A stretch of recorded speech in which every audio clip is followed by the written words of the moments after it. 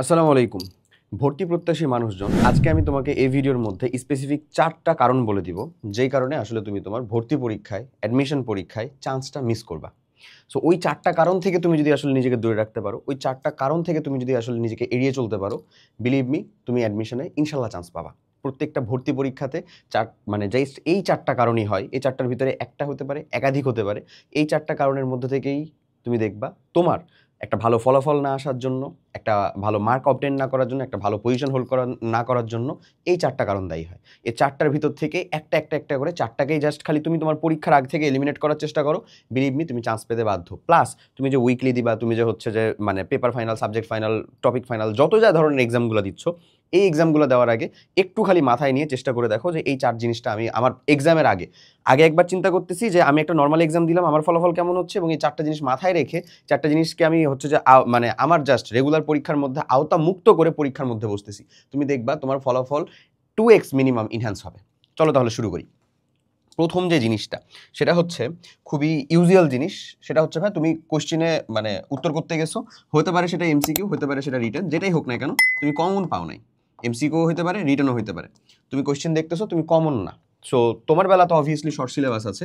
Short সিলেবাসের বাইরে কিছু কোশ্চেন আর কি আসতে পারে, একেবারেই বলা যাবে না যে আসবেই না। হ্যাঁ, তবে হোপসো ওই মানে ওই থিওরিটা যথেষ্ট রিলেভেন্সি থাকবে, এবং জাস্ট এটা তোমার একার জন্য না, সবার জন্যই যেহেতু আসতেছে। সো এটা আশা করি খুব বেশি একটা বড় ইম্প্যাক্টফুল কোনো ইস্যু হবে না তোমার জন্য, কারণ এটা তোমার জন্যও যা, সবার জন্যও তা। তো সেই ক্ষেত্রে আমি তোমাকে বলবো, ধরো তুমি এমন একটা কোশ্চেন দেখছো যে কোশ্চেনটা তুমি ওই এক্সাম হলে যেই প্রথম দেখতেছো, এটা যদি সবার জন্য হয় তাহলে নো ইস্যুজ, বাট এটা যদি খালি তোমার একার জন্য হয় তাহলে অবভিয়াসলি ইস্যুজ। এটার মানেটা কি আসলে? এটার মানে হচ্ছে তোমার থিওরি কমপ্লিট না। মানে তুমি যে পড়াশোনা করছো, সে পড়াশোনা কমপ্লিট করাতে থিওরিটা কমপ্লিট না। তুমি হয়তোবা ম্যাক্সিমাম হচ্ছে জিনিসপাতি কমপ্লিট করছো হচ্ছে অনশট এখান থেকেই। হ্যাঁ, তুমি ম্যাক্সিমাম জিনিসপাতি হয়তোবা কমপ্লিট করছো হচ্ছে যে ওই যে 20 মিনিটের ভেক্টর, এরকম টাইপের জিনিসপাতি জায়গা থেকে, বুঝছো? জাস্ট এরকম ভাবে তুমি কমপ্লিট করে চলে আসছো, অর্থাৎ তোমার থিওরিটুকু কমপ্লিট না। মানে তোমার সিলেবাস শেষ হয় নাই, সিম্পল হিসাব। তুমি সিলেবাস শেষ না করেই পরীক্ষা দিতে গেছো একটা ইজি চ্যাপ্টারে, একটা ইজি টপিক থেকে মোটামুটি লেভেলের একটু হচ্ছে যে মানে স্ট্যান্ডার্ড কোয়েশ্চেন হয়েছে, তুমি সেটাকে আর কমন পাচ্ছ না, তুমি সেটাকে উত্তর করতে পারতেছো না, তুমি সেটার উত্তরটা বুঝতেছো না। সো এটা একটা কারণ হচ্ছে। সো তাহলে তোমার যেটা আসলে ধরো পরীক্ষা থাকবে, ধরো একটা চ্যাপ্টারের উপরে অথবা একটা সাবজেক্টের উপরে, টোটালে যতগুলো চ্যাপ্টার আছে সেখানে প্রত্যেকটা চ্যাপ্টারের যেন ডিপ ডাউন বেসিক সহ কনসেপ্ট ক্লিয়ার থাকে, সেটা তোমার জন্য খুবই জরুরি। এখন তুমি খালি বলতে পারো ভাইয়া এটা তো একটা এমন একটা কথা হয়ে গেল, এটা হয়ে গেলেই তো বোধহয়, তাহলে এটা হয়ে গেলে তো সবই চলে আসলো। সব চলে আসেনি। এটা হয়ে গেলেও আরও 3টা মেজর পিলার থাকে যে তোমাকে চান্স না পাওয়ানোর জন্য যথেষ্ট। যথেষ্ট। এটা একটা পিলার। এটা একটা পিলার। অনেক সময় এমন হতেই পারে যে ধরো তোমার মানে চ্যাপ্টারের ইম্পর্টেন্সটা বুঝতে হবে। ধরো তোমার ভেক্টর মোটামুটি স্ট্রং না হলেও ওয়ার্ক পাওয়ার এনার্জিটাই স্ট্রং। তোমার যে এক্সামটা হয়েছে ওখানে হয়তো ওয়ার্ক পাওয়ার এনার্জি থেকে বেশিরভাগ কোয়েশ্চেন আসছে, তাহলে তো তুমি তোমার ইনকমপ্লিট সিলেবাস থেকেও আশা করি মানে থাকা সত্ত্বেও তুমি ভালো একটা ফলাফল দিতে পারবা, বা পরীক্ষায় ভালো একটা মার্ক উঠাই নিয়ে আসতে পারবা। পারবা না? বাট যদি এখানে দেখা যায় যে কোয়েশ্চেনের হটস্পট ভেক্টর থেকে বেশি হয়ে গেছে, তখন তোমার জন্য বা আমার জন্য একটু প্যারা হয়ে যাবে। সো এইটা হচ্ছে মেইন ইস্যু। তাই তুমি চ্যাপ্টার ইম্পর্টেন্স বুঝে একটা রিস্ক নিতে পারো, বাট বিলিভ মি আমি যদি তোমার জায়গায় থাকতাম, আমি জীবনেও চ্যাপ্টার ইম্পর্টেন্স হ্যান ত্যান এগুলাতে আসতামই না। আমি জাস্ট যে কাজটা করতাম সেটা হচ্ছে অ্যাটলিস্ট মডারেট লেভেলে হলো প্রত্যেকটা চ্যাপ্টারের আমার প্রথম টার্গেট হচ্ছে সিলেবাস কমপ্লিট করা, প্রত্যেকটা চ্যাপ্টারকে কমপ্লিট করা। কারণ যেই টিচার কোয়েশ্চেন করবেন ওনার টেন্ডেন্সি থাকে না যে উনি লুডির ছক্কার মতন হচ্ছে ধরো কিছু চ্যাপ্টার থেকে বেশি কোয়েশ্চেন, কিছু চ্যাপ্টার থেকে কম কোয়েশ্চেন করবে। ওনার মিনিমাম টার্গেট থাকে যেন আমার সবাই পায়, আমার সব স্টুডেন্ট আমার কাছে সমান, আমার সব স্টুডেন্ট যেন হচ্ছে যে অ্যাটলিস্ট বেসিক কিছু উত্তর কমপ্লিট করতে পারে, এবং আমার সব চ্যাপ্টার যেন কিছুটা হলেও টাস্ট হয়। বুঝছো? তাই প্রিলিমিনারি টার্গেট থাকবে কোয়েশ্চেন কমন না পাওয়ার, যেটা সিম্পল সলিউশন, সিলেবাস শেষ করতে হবে, সোজা হিসাব। ঠিক আছে?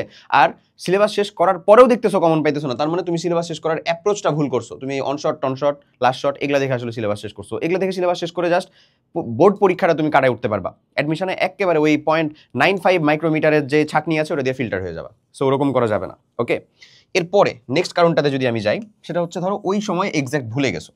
মানে এই যে আমরা একটা কথা বলি না, পেটে আসতেছে মুখে আসতেছে না, অনেকটা ওই রকম জিনিসটা হয়ে গেছে। হ্যাঁ, যে আমি ওই টাইমে ভুলে গেছি, ইস, উফ, এই যে এই রকম চিন্তা ভাবনা হয়ে থাকে, ইস কি হলো, এটা পারতেছি না কেন, এইটা মনে পড়ছিলাম, এই একটু আগে দেখলাম বোধহয়, ভুলে গেছি। এইটার বেসিক কারণটা বা এটার পেছনের কারণটা হচ্ছে ভাইয়া তোমার রিভিশন প্রপার হচ্ছে না। ঠিক আছে? ল্যাক অফ রিভিশন, তোমার রিভিশন প্রপার হচ্ছে না। এখন এটা তুমি মনে করতে পারো ভাই আমি তো 3-4 বার করে রিভিশন করি, কেন বলতেছেন যে রিভিশন প্রপার হচ্ছে না? এবং এই যে যেটা চাকচুক করার যে কথা বললাম, এটা এক্সাম হলে দেখবা তোমার 10টা ফ্রেন্ডের ভিতরে একজন আসে যে চাকচুক করতেই থাকবে, ইস মাথাটা করতে করতে একেবারে এরকম করে ফেলে। ওর কারণটা কি? ওর ইস্যুটা কোথায় হচ্ছে? ও পড়ছে, ও পরিশ্রমও করছে, ও ইফোর্টও দিছে, বাট স্টিল ও রেজাল্ট বা আউটপুটটা ভালো নিয়ে আসতে পারতেছে না। এটার কারণ হচ্ছে রিভিশনের অভাব। ঠিক আছে? এখন রিভিশনের যেই স্ট্র্যাটেজিটা সেই স্ট্র্যাটেজিটা এক একজনের ক্ষেত্রে এক এক রকম হয়। আমাদের মেধার ক্রমটাও যেমন ধরো এক একজনের ক্ষেত্রে এক এক রকম। কেউ দ্রুত অ্যাকসেপ্ট করতে পারে, কেউ একটু অ্যাকসেপ্ট করতে টাইম লাগে, একটা জিনিস বুঝতে একটু সময় লাগে, এমন হইতেই পারে। সো রিভিশনের ক্ষেত্রেও জিনিসটা এক্স্যাক্টলি ওরকমভাবেই কাজ করে। তুমি জাস্ট চিন্তা করতে পারো না যে বোধহয় আমি হচ্ছে যে মানে করছি, তার মানে আমি একবার পড়লাম, আমি শেরে বাংলা একে ফজলুল হক, তারপরে হচ্ছে আমি করে ফেলবো, পাতা ছিঁড়ে ছিঁড়ে মানে গাঙ্গের জলে ভাসাই দিলাম, নো প্রবলেম, আমার সব বোধহয় পারবো। টু বি অনেস্ট ওরকমভাবে সবটা পারা যায় না। রিভিশনের যে অভাবটা, এটা 3-4 বার রিভিশন করে অনেকে মনে করতে পারে তার হয়ে যায়, অনেকের হয়েও যায়, বাট বিলিভ মি আমার নিজেরই 7-8 বার রিভিশন করা লাগতো বায়োলজি সাবজেক্টটা, সব সাবজেক্ট না, বায়োলজি সাবজেক্টটা আমি মনে হয় তাও ভুলে যেতাম, এমন একটা অবস্থা হইতো। সেক্ষেত্রে তোমাকেও আমি তোমার প্রতি সিম্পল একটা সাজেশন দিব, তুমি একটু ওই জিনিসটা চেষ্টা করো, বুঝছো? ওই জিনিসটা চেষ্টা করো যে তোমার বোধহয় 3-4 বার করে তুমি রিভিশন দিচ্ছ না, সেটা রিভিশন দেওয়ার ফ্রিকোয়েন্সিটা বাড়ায় দাও, আরও বেশি হচ্ছে যে রিভিশন দেওয়ার চেষ্টা করো। ইনশাল্লাহ তুমি দেখবা যে তুমি রিভিশন দিয়ে এই অ্যাটলিস্ট পরীক্ষার হলে, এক্সাম হলে কোশ্চেন দেখে চাকচুক করতে হচ্ছে না, হয় কমন পড়বে না, হয় তুমি পারবা। ক্লিয়ার? এরপরে চলে আসো আর একটা মোস্ট ইম্পর্টেন্ট বলতে আসলে সব থেকে গুরুত্বপূর্ণ একটা ইম্পর্টেন্ট মানে বুঝতে পারো, সেটা হচ্ছে কোয়েশ্চেন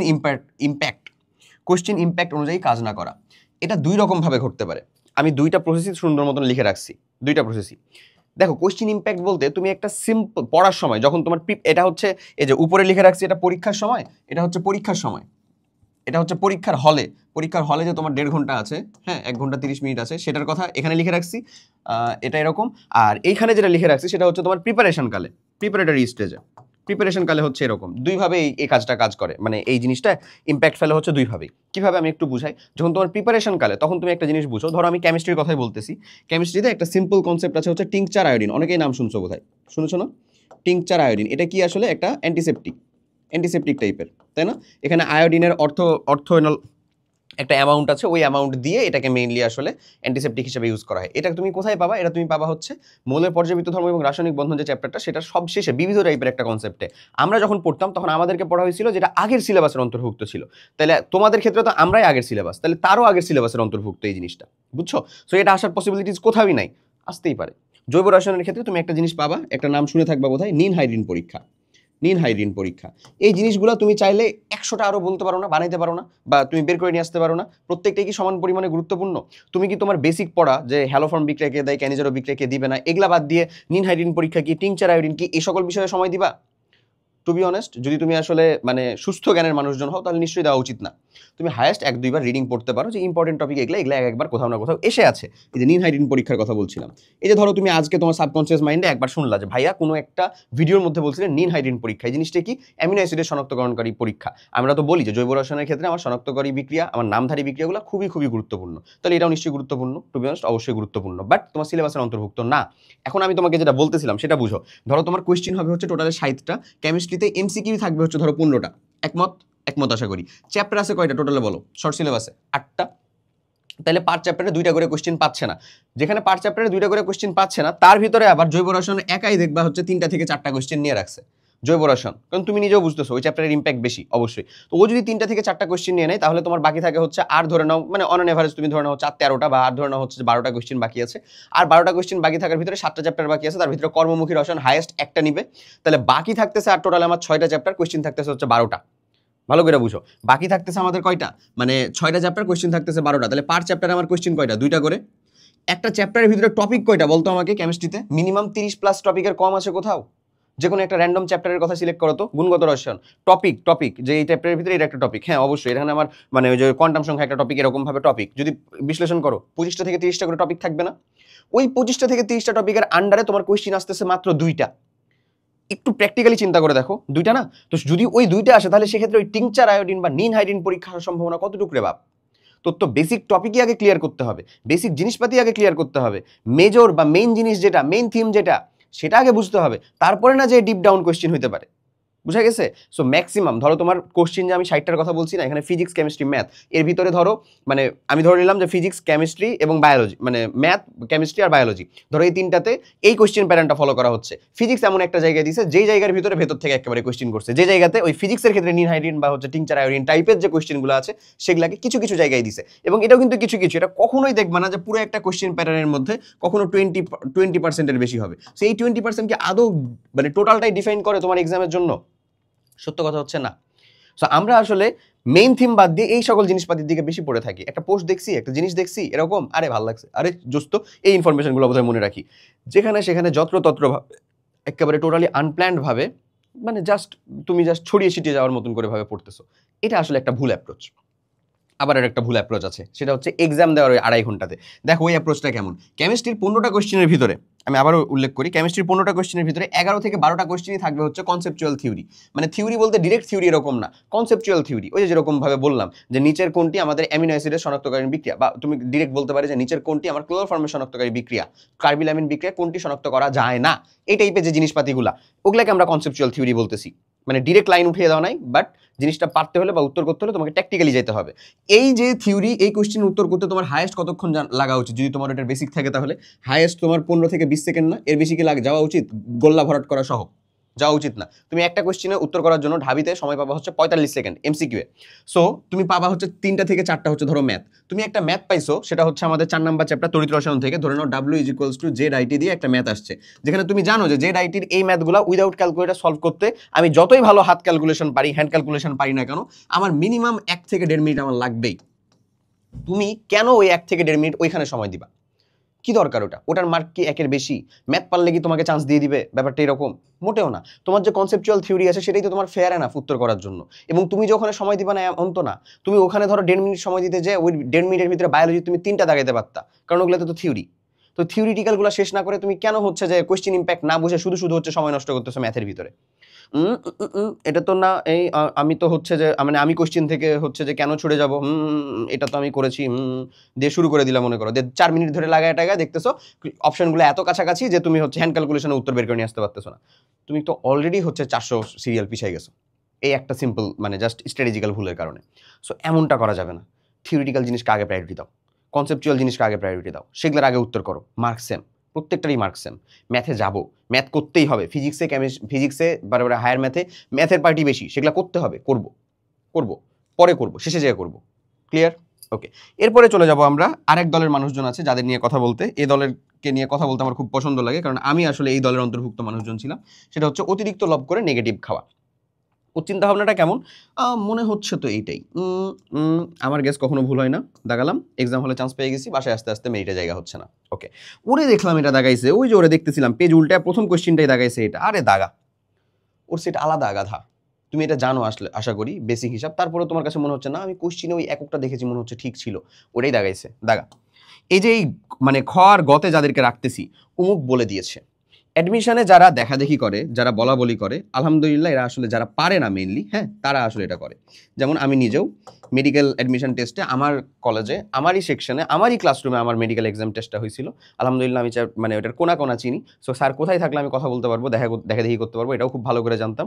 সো আমি ওখানে দেখাদেখি করছিলাম, হ্যাঁ আলহামদুলিল্লাহ। এবং আমি সেটার হচ্ছে জাস্ট কোনো মতন পাস করতে পারছি, চান্স তো দূরে থাক। আমার ডাবল যে পাইছে, মানে আমার ডাবল যে মার্কটা যে টপ করছিল, ওর মার্ক আমার ডাবলের থেকেও বেশি ছিল, এমন একটা অবস্থা। যাই হোক, ওই এক শিক্ষা হয়েছে। মানে অ্যাডমিশন টেস্টে দেখবাই যারা বলা বলি করতেছে, যারা দেখাদেখি করতেছে, এর মানে ওখানেই শেষ। ও হচ্ছে আসলে চান্স পরের কথা, ও পারতেছে না বলে এটা করতে পারতেছে। তাছাড়া অ্যাডমিশন টেস্ট এমনই কনজাস্টেড করা থাকে যে তুমি আসলে মানে চোখ ঘোরানোর মতনও টাইম পাবা না। ব্যাপারটা এরকম। আমি বললাম না, ঢাবিতে তুমি একটা কোয়েশ্চেন উত্তর করার জন্য 45 সেকেন্ড পাচ্ছ। 45 সেকেন্ডে তো তুমি হচ্ছে আসলে উঠবো, এই কাজটা করবো, এরকম করে তো তুই 45 সেকেন্ড শেষ করে দিস। ওই 45 সেকেন্ডের ভিতরে একটা কোয়েশ্চেনের উত্তর করতে হয়, যেটা কোন সাবজেক্টের, কোন পেপারের, কোন চ্যাপ্টারের, কোন টপিকের আন্ডারের কত লাইনের মধ্যে কারেক্ট, সেটা দেখে বের করতে হবে তোমাকে। সো মোটেও এটা ইজিয়ার না। ওই ক্ষিপ্রতাটা এখানেই থাকা লাগবে। তুমি সেই ক্ষিপ্রতাটা আসলে এক্সাম হলের ওই কোয়েশ্চেনের উপরে দাও, ঠিক আছে? এই যে এই অমুক বলছে মনে হচ্ছে এইটাই, এগুলার উপর নির্ভর করো না। একটা জিনিস বলি খালি, একেবারে সিম্পল হিসাব, সেটা হচ্ছে তুমি চিন্তা করবা 60%। তুমি যদি দেখো যে তোমার যে পরীক্ষা, সে পরীক্ষা ধরে নাও 100 মার্কের, তুমি দেখতেছো তুমি 60% কারেক্ট উত্তর করে ফেলছো, কারেক্ট উত্তর ইনশাল্লাহ, এটা তোমার কনফিডেন্ট আছে। তারপরে দাগানোর ক্ষেত্রে খুবই খুবই সাবধান। এর বেশি করলে, এর বেশি কারেক্ট করলে তো আরও সাবধান, যত বেশি এর কারেক্ট করতে থাকবা তত সাবধান। এখন থেকে তোমার চান্স না পাওয়ার কারণ হচ্ছে তুমি যদি ভুল দাগাও তাহলে তুমি হচ্ছে মাইনাস চলে যাবা, তুমি আর চান্স পাবা না। বাট খুব খুব সাবধান। তুমি যদি দেখো যে না তোমার হচ্ছে আসলে more or less 30% plus minus যাচ্ছে ধরো, তাহলে আর আল্লাহর নাম নিয়ে ফি সাবিলিল্লাহ বললা আক্কার বাক্কার বাম্বে বলা হচ্ছে, অথবা হচ্ছে যে কোয়েশ্চেনের নিপ ঘুরে মনে কর যে কোনটার ভিতরে আসতেছে অপশন, ওটা দেখে দাগায় চলে বাপ তোর হচ্ছে যে আলহামদুলিল্লাহ মনে হচ্ছে না কোনো সুযোগ আছে, এমন একটা অবস্থায় তুমি থাকবা। বাট যদি দেখো যে তুমি না আসলে মোটামুটি কাছাকাছি আছো, ধরো আমি যে 60% বললাম, আমি 50 থেকে 60% কথা বলে দিই এখানে। কোয়েশ্চেনের হার্ডনেস, কোয়েশ্চেন কতটা কঠিন হয়েছে না হয়েছে, এগুলো সব কিছুর উপরই নির্ভর করে কিন্তু জিনিসটা। বাট হার্ড কোয়েশ্চেন হইলে আসলে চান্স পাওয়াটা ইজিয়ার, এটা তুমি মানো না মানো, এটা সত্য কথা একটা।